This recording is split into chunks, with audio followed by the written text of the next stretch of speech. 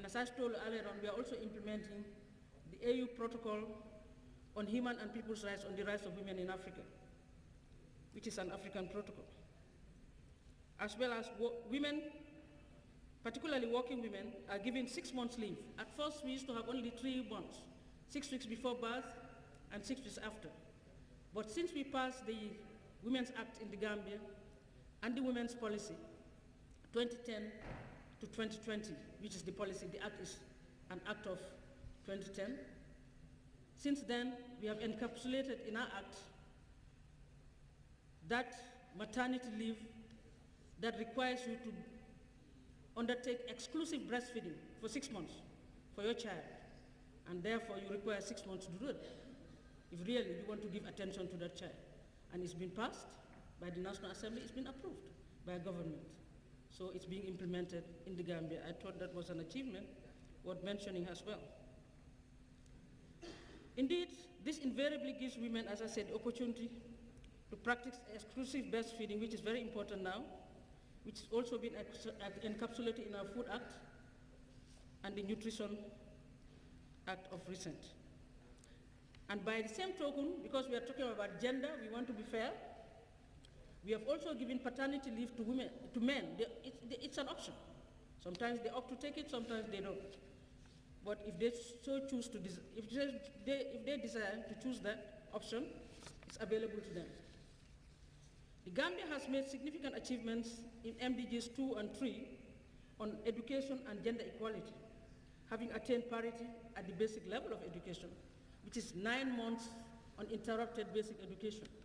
In fact, in most schools, as a result of the positive discrimination, some schools have girls bypassing boys in terms of numbers, and in fact doing very well in non-traditional fields of science, technology, and of course arithmetic inclusive, which were unheard of in the past. And indeed, they are at parity at that level with men. We just have to work a bit more at the tertiary level so that we can have equal numbers. Young people, especially girls, are being funded by government to pursue tertiary education, both within the country and outside. Successes and breakthroughs have been made in creating equal opportunities for both sexes and ensuring that empowerment happens. Even though women constitute half the world population, we all agree, and hold half the sky, as the Chinese adage says. However, well-entrenched traditional and sociocultural practices, we would agree, continue to undermine their status, well-being, and development. Evidence has shown, for example, that in most affluent societies, although gender-based violence is officially frowned at, however, it continues to persist in some segments of the society where some practices, messages, as well as other traditional beliefs implicitly sanction that practice, such as prejudices as well.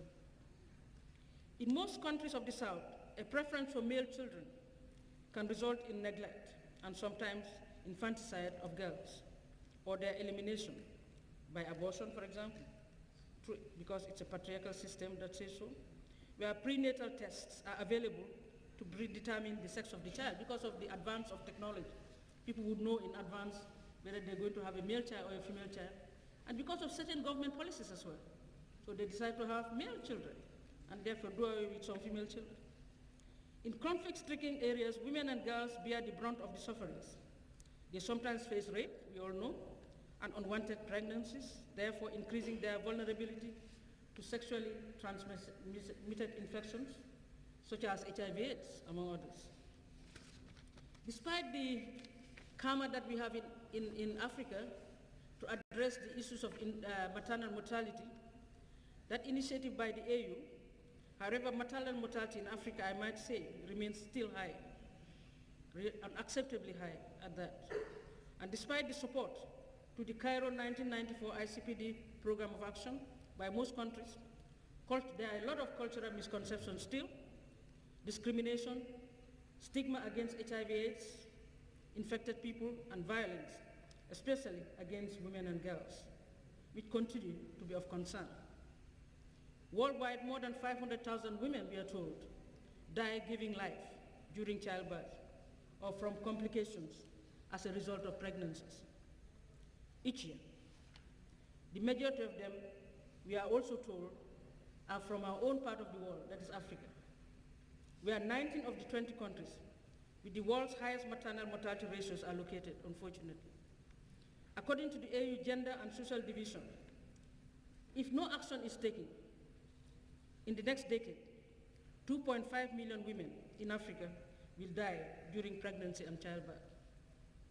Therefore, Madam Chairperson, Excellencies, ladies and gentlemen, despite many international agreements which are affirming the rights of women and girls, there are still much more likely, that is as a social grouping, than men to be poor and illiterate, going by the figures. We are not saying the story is the same everywhere. As I said, some people have made more inroads in this area than others. 2/3 of the world's illiterate adults are female, we are told as well, and over 65% of its poorer people are women and girls. Globally, women usually have less access than men, for example, to medical care, property ownership, credit, training, and employment, among other areas.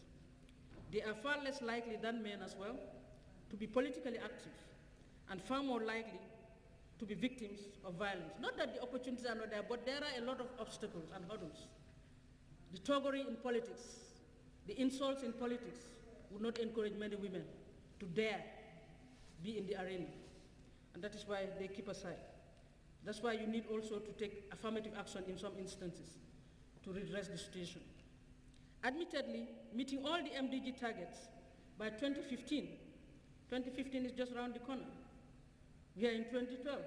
We just have 2 years to reach the third year of 2015. So time is not on our side. And therefore, this can be a real challenge for the third world countries like ours, in the light of dwindling global resources, of course. We know about the different crises that we are facing.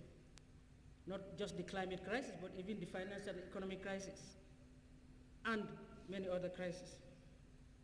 However, the total attainment of gender equity, equality, and empowerment of women does not happen overnight. It's a hard battle. It's a long process. One way to begin, however, is through female education, which has started in most of our countries, and literacy. First of all, we have to change attitudes, because these are die-hard attitudes. These are attitudes that are ingrained in society, in our minds. And therefore, it's the mind you have to work on. You have to de-school the mind and re-school society again.